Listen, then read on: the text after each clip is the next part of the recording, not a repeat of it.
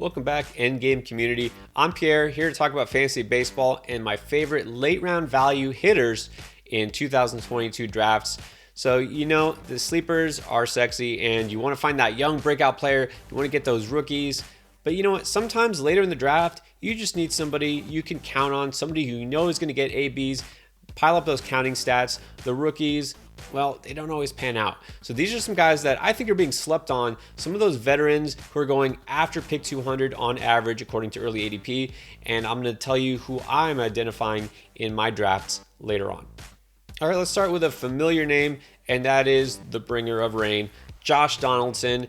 Look, this is a guy who we know has been around a while. We know he's got plenty of thump in the bat. He still has it left. 26 home runs last year, 72 RBIs, and scored 76 runs. So the Twins, well, it was not a good year for them, and it seems like they're in rebuild mode after they got rid of guys like Jose Barrios and Nelson Cruz, all those trades at last year's deadline. But they still have a pretty good offense, and it could be really good if some of the guys I like Alex Kirilloff, Brent Rooker, if they come through. So right now, as it stands, Donaldson's projected to hit cleanup, and he's going to be hitting behind Byron Buxton and Jorge Polanco. That's pretty good, and especially if Buxton can stay healthy, big if I know, but if Buxton stays healthy and comes close to living up to expectations, Polanco, we saw All-Star season last year, he could be driving a lot of runs. Donaldson, that is. I've noticed that this year more and more, it looks to me like third base is thinner than a lot of people imagine it. It used to be second base was, the one where you kind of struggled to find that offense. Third base, to me, there's a big drop off. So as it stands right now, Donaldson, with those numbers I already mentioned, he was a top 10 batter in terms of home runs at third base and top 15 for runs and RBIs at his position. ATC, that would be Ariel Cohen's projections, which kind of take an aggregate of all the industry projections, have him doing the same this year. He'll be a top 15 third baseman if everything breaks as expected. This guy, I know he's had injury problems. I know he's up there in age, but he actually had 543 plate appearances last year. So another season of production, and you have a guy who could be a starting third baseman on a fantasy team available after pick 200. All right, speaking of that other thin position, second base, what about Jonathan Schoop? A guy who we know has a lot of power, and he brought it last year to a lot of people's surprise. He was pretty much an afterthought in fantasy drafts. 22 home runs, 84 RBIs, 85 runs scored. Look, that was good enough to be a top 10 second baseman, and for some reason, he's still barely being thought of in drafts, going pick 221 on average right now. Look, I get it. He's not going to steal you any bases. We know this. You know what? He's probably not going to have a career best because he's past his prime. But still, if you can get top 10 numbers from a player that late in the draft, I mean, you might as well wait on the position, right? Fill up everywhere else and then get a guy you can set and forget in your lineup. And look, this team in Detroit could be even better by a wide margin next year because you got their young rookies like Riley Green and Spencer Torkelson who are going to come up and should help that lineup. They already signed Javi Baez, so this offense could be sneaky good. And so Schoop, again, yeah, it's going to be boring, but you know what? It's going to be productive. And at that kind of a discount, go for it. Just wait at second base, get Schoop, find your steals elsewhere. All right, now this one is kind of hard for me to believe. How about the player who led the majors in expected batting average at 312 and wound up with a 311 average is going 223 on average? Basically a guy nobody wants as a starting outfielder. That would be Michael Brantley. All right, so this guy has been nothing but solid for the past several years. He's in a good lineup at Houston. He stayed healthy.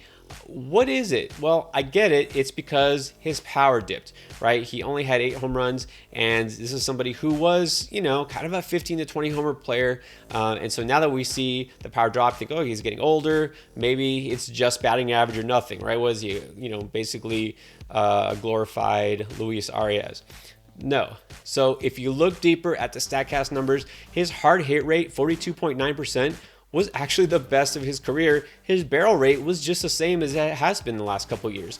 It's just that his launch angle dipped a little bit, not too much, get more doubles than home runs. Again, he's never been a power hitter per se, but I do expect that unless he somehow just starts driving the ball into the ground again, which he's not because, ground balls don't lead to a 312 expected batting average.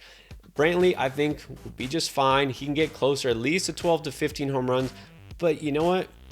We don't need power at that point. You're going to have plenty of power in your lineup by that point in the draft. If you have a guy who can single-handedly boost your batting average by that much, you take him, right? Don't get greedy and just look for steals, just for home runs. If you get a guy who can help you in average, that's harder to find than cheap power, which you can stream throughout the season. So Michael Brantley, it's just insane that he's going this late. All right, another category that is vastly overlooked in most drafts because, well, we say it's harder to predict, but you know what? It is very important and it's critical to the outcome of your fantasy team in roto leagues because runs scored count just as much as home runs, just as much as steals. No, it's not as exciting, but it still matters. So let's look at a guy like Mark Canha in New York now, going to a team that is going to be improved, hopefully, on offense with these additions they made with him, with Starling Marte. Okay, so this is an offense that should click finally if Lindor kind of comes around and has his typical season. If Canha hits near the top of the order, he could score a ton of runs. He already scored 93 last year in Oakland. This is a guy who should be hitting near the top of the order because he's got a massive walk rate. He's somebody who walked 12.3% of the time last year. The last couple years, he's been double digits in his walk rate. He knows how to get on base. Now, ironically, he doesn't have a great batting average. That's where he's going to hurt you a little bit. He should be okay, maybe around 250. Again, that sink is not going to really hurt you that much.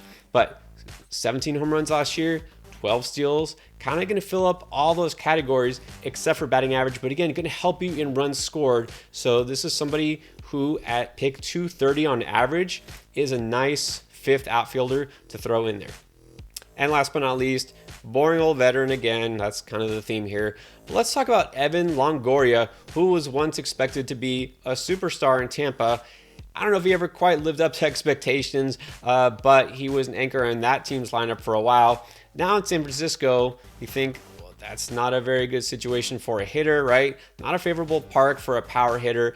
But here's the thing, his power at his age is kind of jacking up a little bit later in his career. He had the best barrel rate of his career last season, almost double his career walk rate, so he's actually getting more patient as well, getting on base more. This is a good team. We saw the improvements made last year. I know they like to platoon and switch players around. If Longoria is healthy, he's going to be in the lineup most days. Now, there's the if, right? If he stays healthy, obviously he missed a lot of time last season, getting up in age, so this is a player who does have some risk of missed time, but when he's in the lineup, super effective. He was on pace. I hate when we do that, but still, he was on pace last year over a full season worth of at-bats. He could have been a 30 home run guy with 90 RBIs. Okay, so you take the production you can get from a guy who's basically free in drafts. You can take him with your last round pick and get those kind of power numbers. I'll take my chances. All right, those are some of my favorite late round values for hitters. I also talk about my favorite late round pitchers. I got breakouts and busts, everything that you need to help you win in fantasy baseball in 2022. Keep it locked here at the Fantasy Endgame. All right, thanks for watching.